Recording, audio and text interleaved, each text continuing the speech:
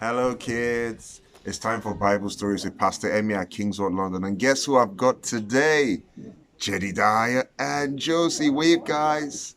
Woo! Hello. Hi. All right, so we're going to continue our Bible story readings for today. And today's story is The Armour of God. brilliant. Now, this is based on 2 Corinthians 11 and Ephesians chapter 6. So I'm going to kick off, and then Jedediah is going to help me. Nothing could stop Paul from telling people about Jesus.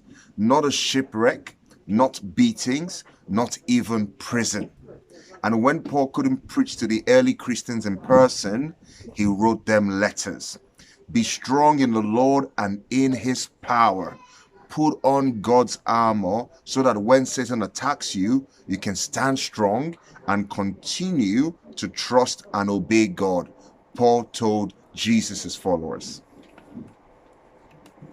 Paul wanted the people to know that just as a soldier going into battle wears a suit of armor to protect himself, Jesus' followers also need protection. Then he listed 6 pieces of armor: belt, breastplate, shoes, shield, helmet, and a sword that every Christian must put on to be safe in this world.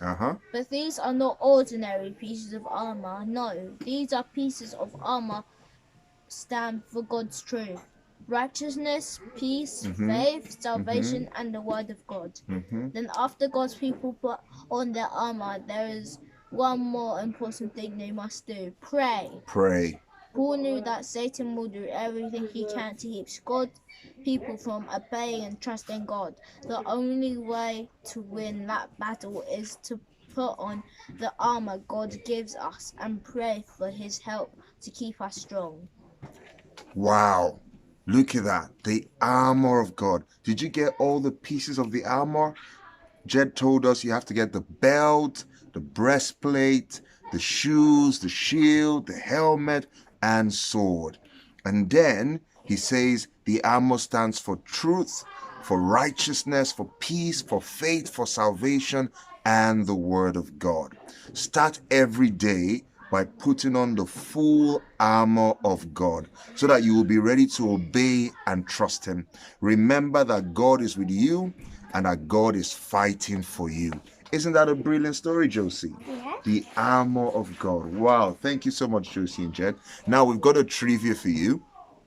And this trivia is from the country South Korea. Have you heard of South Korea before? Well, you can do a Google search about South Korea. Did you know children born in South Korea are considered 1 year old on the day they are born? Did you know that? And they will turn 2 on the next Lunar New Year. 100 days after their birth, a celebration is held for the baby. Isn't that amazing? So that means that our friends in South Korea, they might be 1 year older, but they could have been born on the very same day you were. All right. Number 2, South Korea is the world leader in internet connectivity. Can you believe that, Jed? Wow. Wow. 92% of the country's population are internet users, and they boast the fastest connection speed. Now think about that. If 92% of the people in South Korea are internet users, it means the grandmas, the grandpas, the nans, and the grands are all internet users. Can you just imagine that, Josie? That is a lot of people using the internet. Oh my goodness. And 3, have you eaten well? Josie, have you eaten well? Jedediah, have you eaten well? Yes. Well, that is a common greeting in South Korea. Used the same way Americans say, how are you? So next time I see you, I'm going to ask you, have you eaten well? Should we ask our viewers if they've eaten well? 1, 2, go. Have you eaten well? Well, thank you very much for joining us for Bible Stories with Pastor Emmy at Kingswood, London. I had Josie, high five. And I had Jed, high five, with me today. And we are going to be back tomorrow. So we look forward to seeing you.